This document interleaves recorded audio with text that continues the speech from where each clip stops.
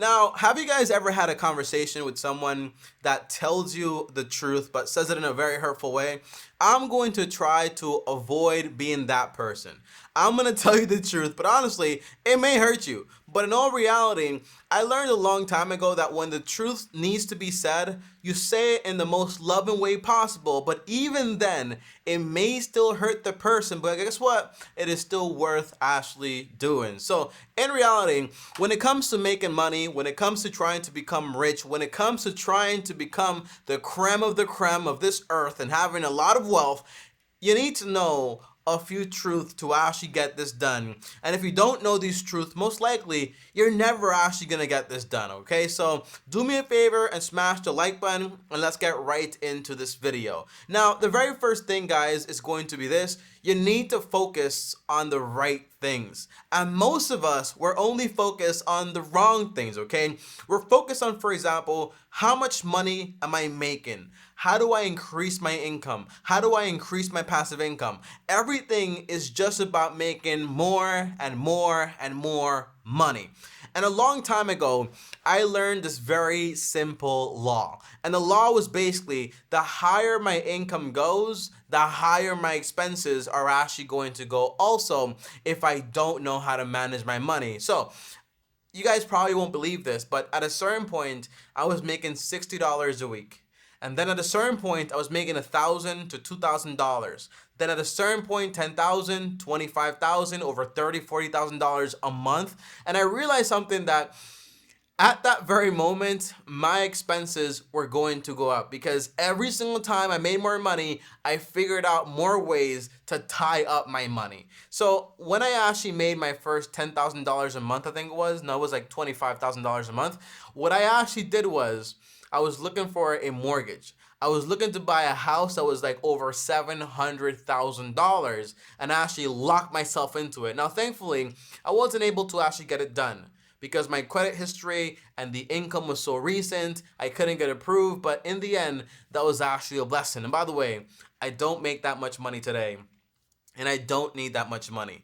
There will be seasons in your life where you're going to make a lot of money, maybe depending on your job and your career choice, but there will be seasons where you actually make less money. And if you know how to manage money, you're going to be able to withstand all of them. It's like a baseball player. That's how YouTubers are, okay? YouTubers can make a lot of money for a long time, then all of a sudden they make no money, okay? Or they make less money. Those things actually happen. But again, my main focus wouldn't be on the amount of money I make. It would be on the amount of money I spend and how I utilize it. So having my expenses as low as possible is most important to me. That's why being married, me and married as I am, I only spend $1,200 a month.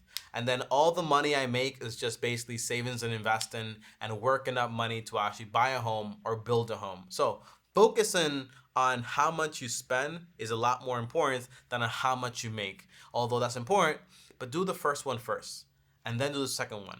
Or else you'll fall victim to the law of I make more, I spend more. Now, number two is you're not stupid. You are just ignorant, okay? That's the truth. When a baby is born, no one is calling the baby stupid because he doesn't know how to walk. No one is telling him stop trying to learn how to walk because he keeps falling down, because everyone knows that's just how this thing works. Same thing with money.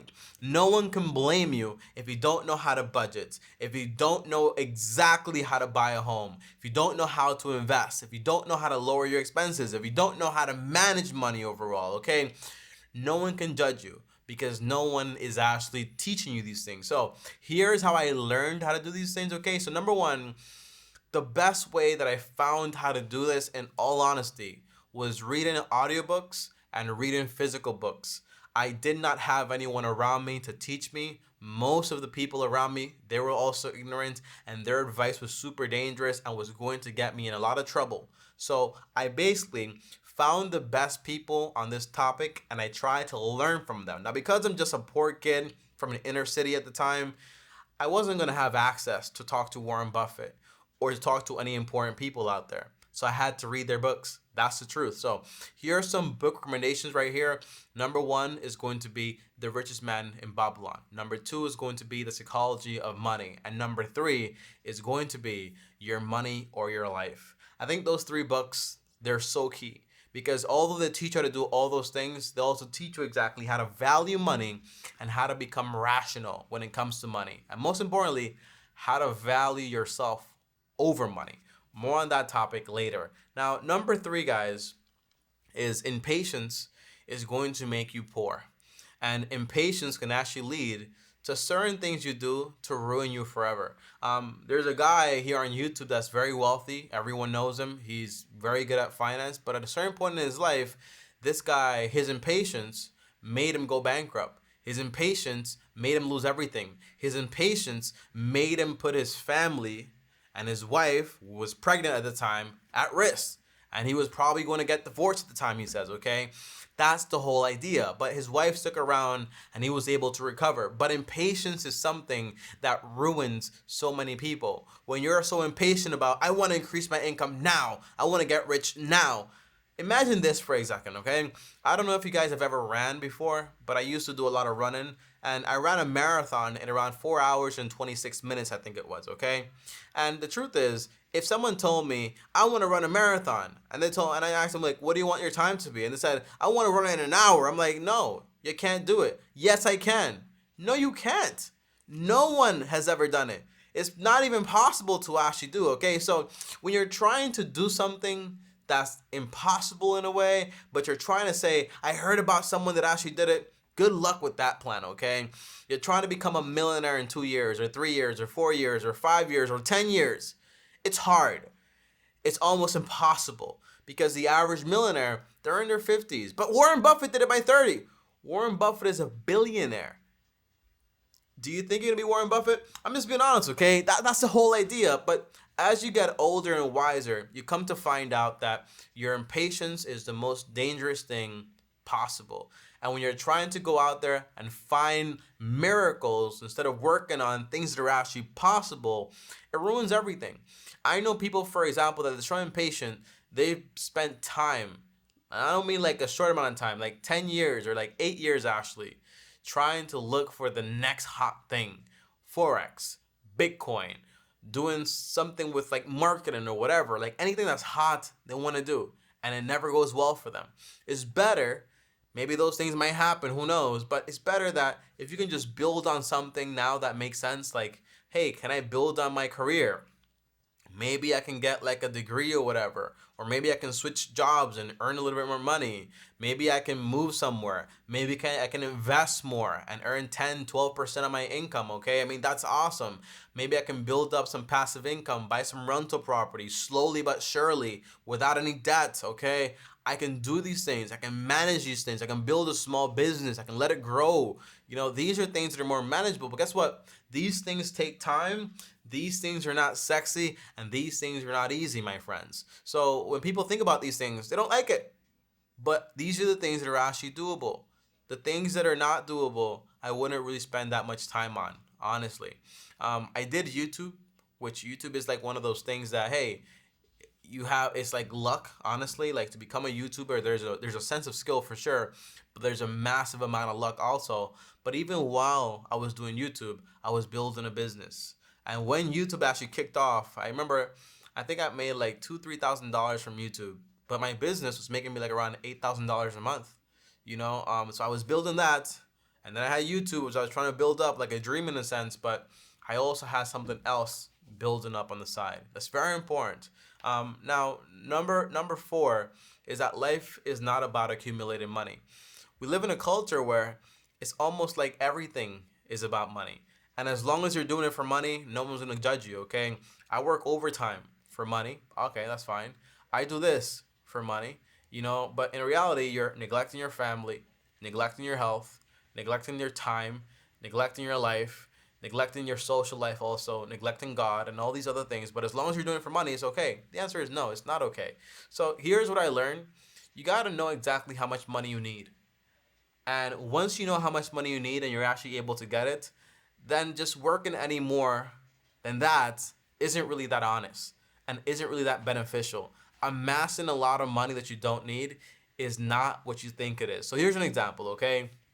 Let's say, for example, I managed to do something incredible, to make $1,000 every single month passively from the stock market or from real estate. Doesn't matter.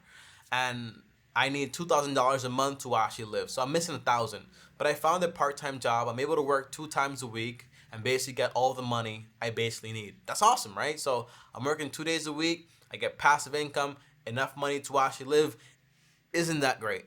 But the company's saying, hey, Tommy, you're doing such a great job. How about I offer you a position to actually make $60,000 a year or $80,000 a year or $100,000 a year, right? But you're going to work 5 times a week. Is that worth it? The answer is, to me, it would not be worth it because I'm going to earn more paper that I don't need.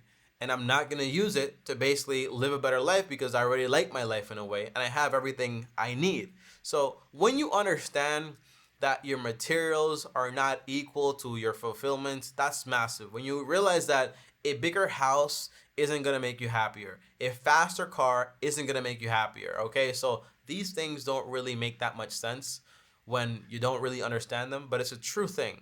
And I think when you're able to buy whatever you want, which is like in the case where I am right now, I can literally buy whatever I want. But it's not like I can buy whatever I want and stay the same. No, there are things that if I buy, I'm going to have to work for like the next 10, 20 years. But if I don't buy them, I don't have to work at all for the next 10, 20, 30, 40 years. So I'd rather not buy them, obviously. But yeah, you'll learn that your time is more valuable than money. Now, there's only one reason that I would take the job, and it's basically to build a thicker cushion if I think the time is actually worth it and the gain is actually enough. So let's say, for example, I'm only making $1,000 from my investments, and then I got to find the other 1,000. But I actually want to increase my passive income so I can have a better cushion. The answer is I would take a job that pays me a lot of money, invest that money in a year or two, and then not have to go back to work anymore because I have more than enough now, right? But at a certain point, I know people that have a ton of money and they want more and more and more, and they're willing to trade their time to get it.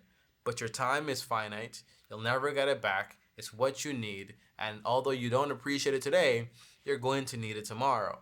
Now, number 5, guys, is you can't get everything you want, but you can get everything you need. What I wanted was a mansion. What I wanted was a fancy car. What I wanted, like any other boy, it's like a fancy wife, like those, like the models or whatever. And I learned that a lot of the things that I want are not the things that are best for me and not the things that I actually need. So I learned that a mansion is just basically a bigger house with more problems, with more maintenance, and more rooms that you never actually go into. I had a house in Puerto Rico with 3 bedrooms. I visited like the sleeping room and my office. The other room was basically absent, and there were parts of the house that I basically did not go to because it doesn't make any sense to have that much house, okay? At least when you're single, at the time when I wasn't married, okay? And I also learned that a faster car, I still have to obey the speed limits. And paying $100,000 for a car that in 5 years worth $50K is not really going to be a good investment for me. And I also learned that not everything that shines is actually gold. You might see a pretty girl, but her personality is garbage. Her ideas are garbage. And you really have to consider these things. And it's not like this person is garbage because everyone has value. That is very true. But it's not the person you should be looking into marrying at all. So those aren't things to actually go after and chasing. So I learned that talking to someone and finding out their values, what they rely on, what they think about, what their ideas are, I think those things are a lot more important than a pretty face. Every pretty face turns ugly. I used to have a pretty face when I was a lot younger, Now look at me, okay?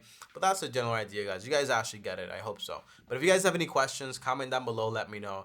And if you learn anything from this video is that when it comes to money, you have to think about giving out value. The only way to learn is to actually do the work when it comes to learning, reading the books, taking the courses, and just read the books for $15 and don't take the courses because they're going to be very expensive. There's a whole marketing thing going on. But yeah, reading the books is enough. And practice, learn a few simple things and go after it. Know the averages and don't chase things that don't make any sense, okay? That's the idea. Thanks for watching, guys. I'll see you guys next time. And as always, long-term team out. Peace.